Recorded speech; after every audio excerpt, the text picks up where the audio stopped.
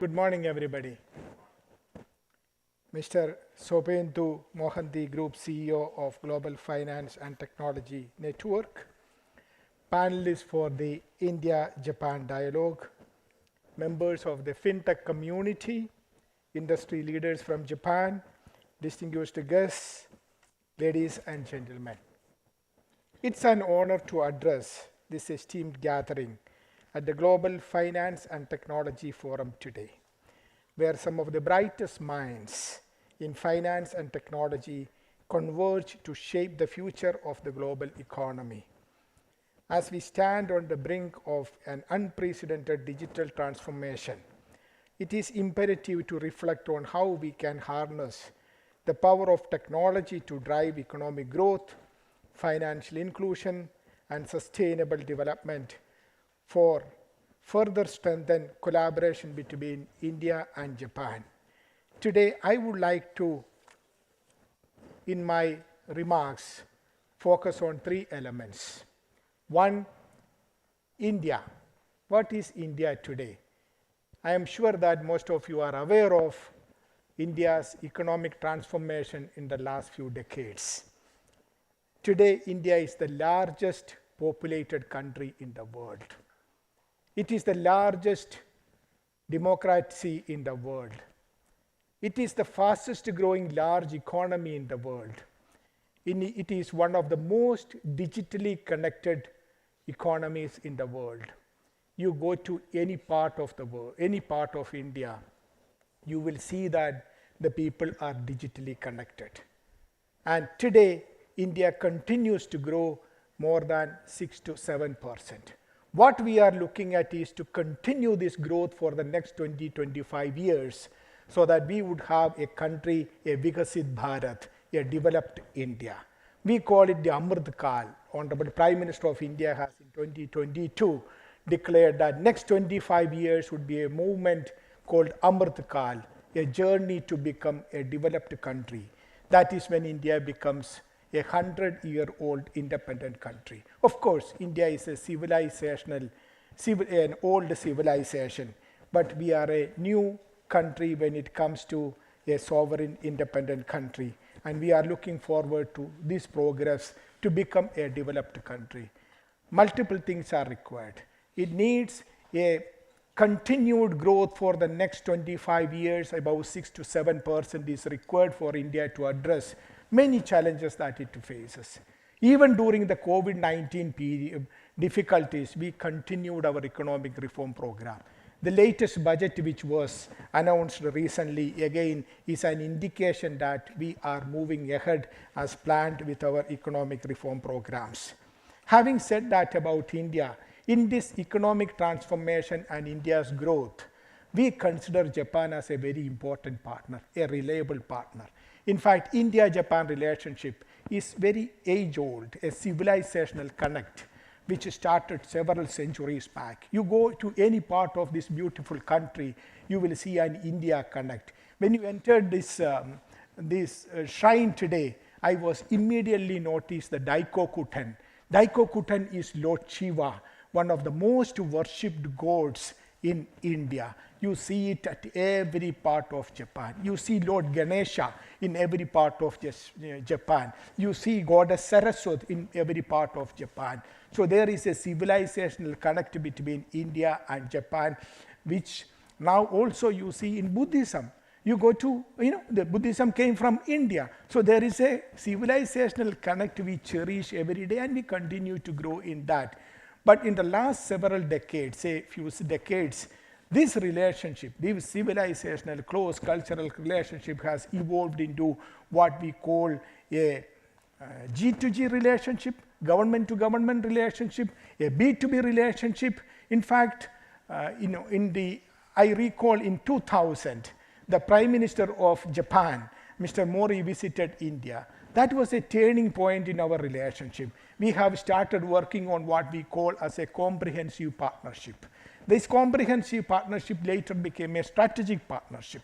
Then it became a global strategic partnership. Then it became a special global strategic partnership. In 2014, Prime Minister Mr. Modi and the then Prime Minister of Japan, Mr. Abe, introduce what we call a special strategic and global partnership.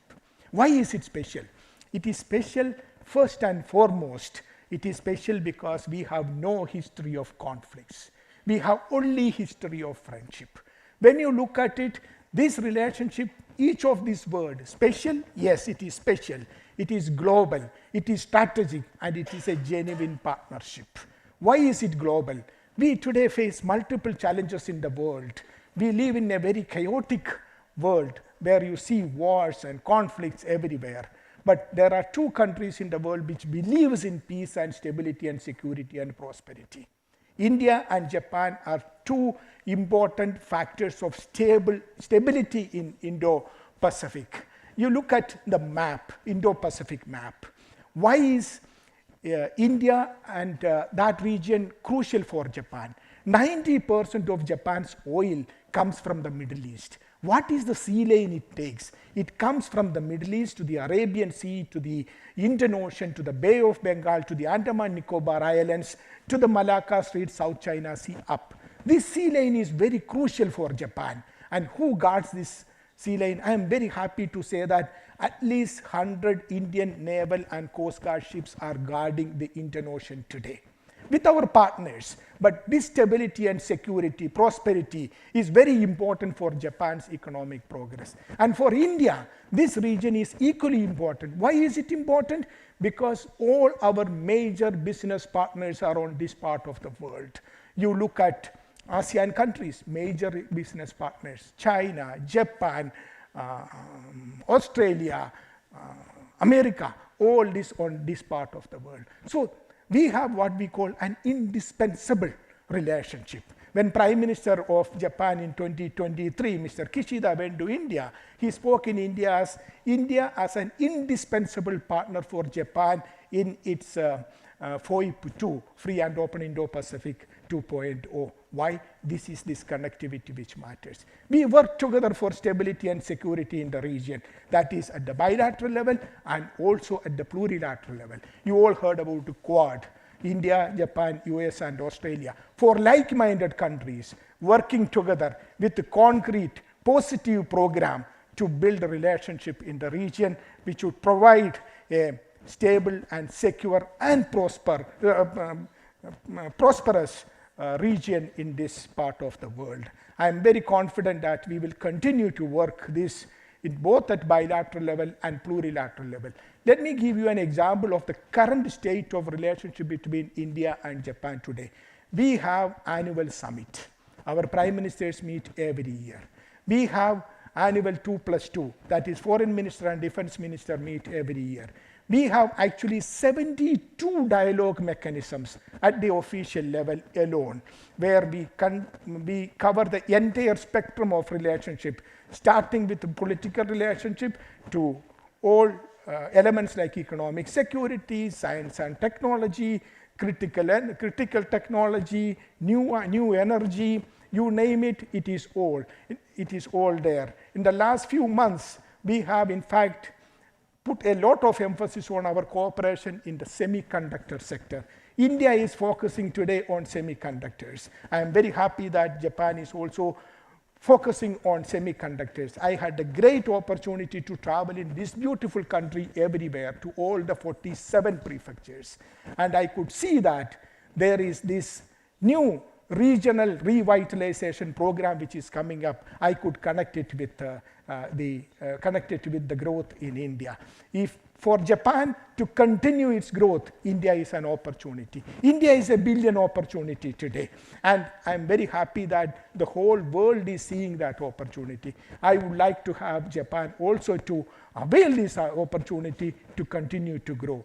So when I talk about India-Japan relationship, we have excellent political relationship, excellent civilizational connect, excellent business-to-business relationship, and people-to-people connect. What is missing? What is missing is the numbers. There are 1,500 Japanese companies in India. That's our 1,500 success stories.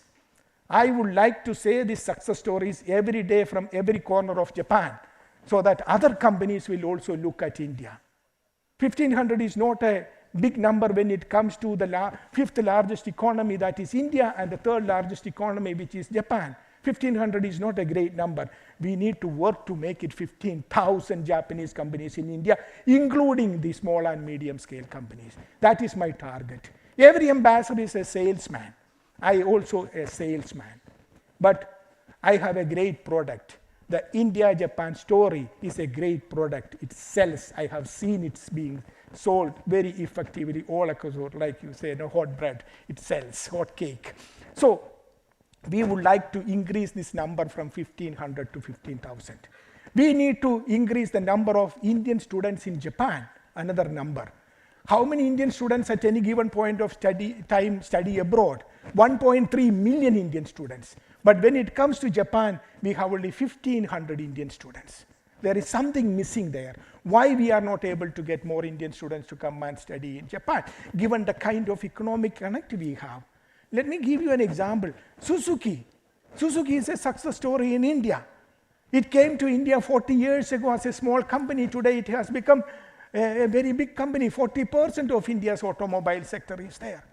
If Suzuki can succeed in India, Daikin can succeed in India, that connect should help us to build more connection, including more students coming here, more skilled Indian workers coming here. So the numbers is something which is missing. I am very happy that we are working on this to build this connect.